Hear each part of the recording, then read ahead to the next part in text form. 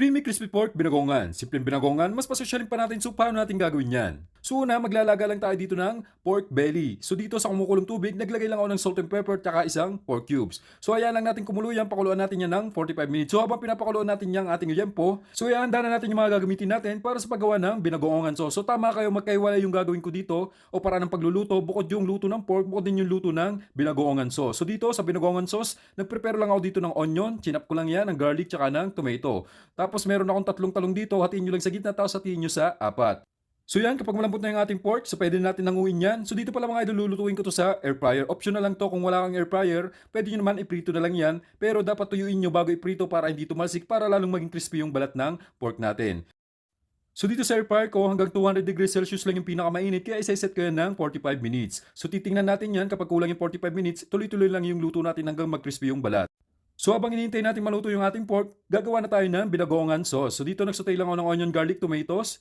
So kapag medyo luto na yan, pwede na natin isunod yung ating bagoong alamang. So dito, mas maganda, mas maraming bagoong para lalong mas malasa yung ating pork binagongan. So huwag kayong mag-alala, hindi aalat yan dahil maglalagay tayo ng krema dito.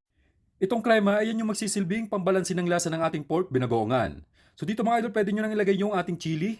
Tapos maglalagay tayo dito ng tubig. So dito mga idol, hindi tubig yung ginamit ko. Ang ginamit ko dito is yung pinagpakuluan natin ng pork o yung pork broth. So dito, pwede natin ilagay yung ating green chili, tsaka yung ating in-slice na talong kanina. So halo-haloin lang natin yan ng ilang segundo hanggang sa maluto ng konti itong talong natin tsaka itong sili na to. Tapos pwede natin ilagay dito yung ating krema. Maglagay lang tayo dito ng paminta. So hindi na ako gagamit dito ng salt dahil alam naman natin na maalat na yung ating bagoong. So yung gamit ko pala dito is Alaska crema mga idol. Pwede rin naman yung Nestle cream. So halo-haloin lang natin yan. Pakuluan lang natin ng konti. Hindi na natin kailangan tagalan yung pagluto dito dahil alam naman natin na mabilis lang maluto tong krema. Wala naman tayong karne na lulutuin dito. So kapag luto na itong sauce natin, pwede na natin balikan yung ating pork.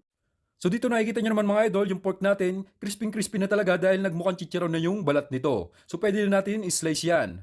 So nakaready na yung sauce natin, nakaready na rin yung pork, i-slice na lang natin yan. So pakinggan nyo muna kung gaano ka-crispy itong yempo natin bago natin i-slice. O diba? Sobrang crispy na yung ating pork. So i-slice na natin yan into bite size. Tapos pwede na natin i-serve yan. At ito ang kalalabasan ng ating nilutong creamy, crispy pork binagongan.